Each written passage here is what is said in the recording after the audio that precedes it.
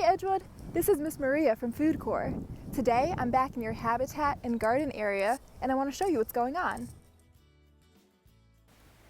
The first thing I noticed was that almost all the leaves had fallen off the trees.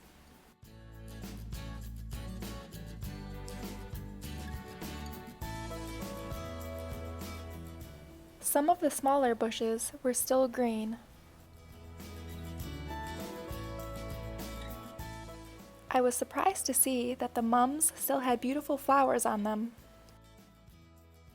although some of the flower heads were starting to fall off. This white oak tree that was planted last month is still doing great.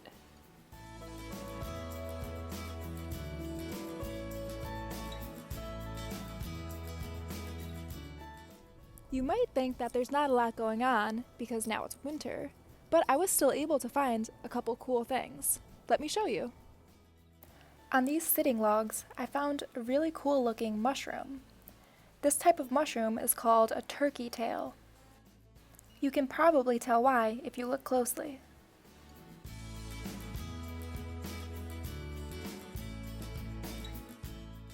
I found a single cabbage head growing in one of the beds. This one looked really healthy, but the plant growing next to it had a lot of insect damage.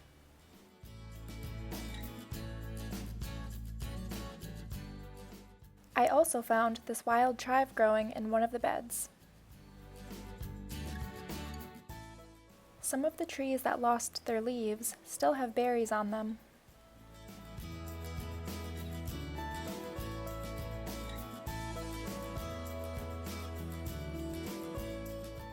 This holly bush is thriving and has beautiful red berries all over it.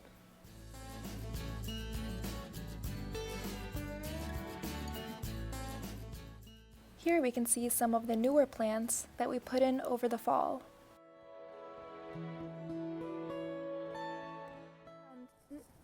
I just found these pods that fell off of this tree here, and I'm going to open them and see what's inside. Inside the pod, we can see the seeds of the plant. The tree that produced these pods is called a honey locust. It can grow really big and it has yellow leaves in the fall.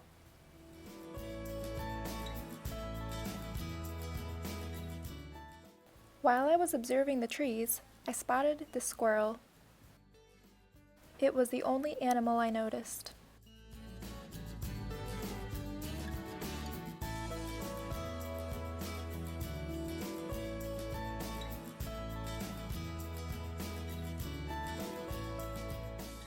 While I was in the garden, I decided to plant garlic, one of the only crops that you can plant in the fall.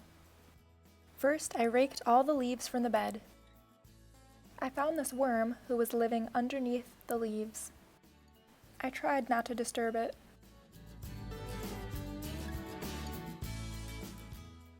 Then I used my shovel to make the rows.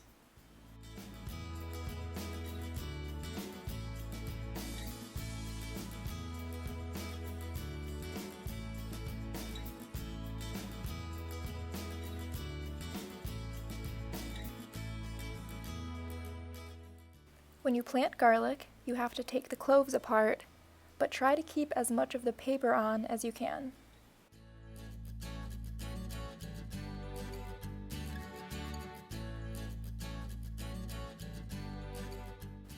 The clove should look like this.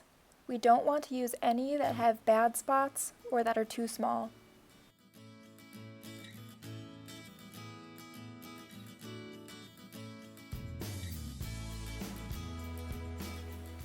We want to plant the garlic cloves 6 inches apart.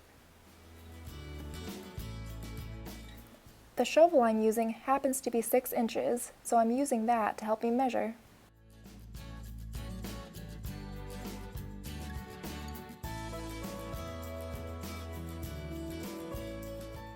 I'm taking the garlic clove and placing it pointy side up in the soil. Now that all the cloves are in, it's time to cover them up. Lastly, we're covering the bed with leaves, which will help the garlic grow and keep it safe from the cold. And that's how you plant garlic.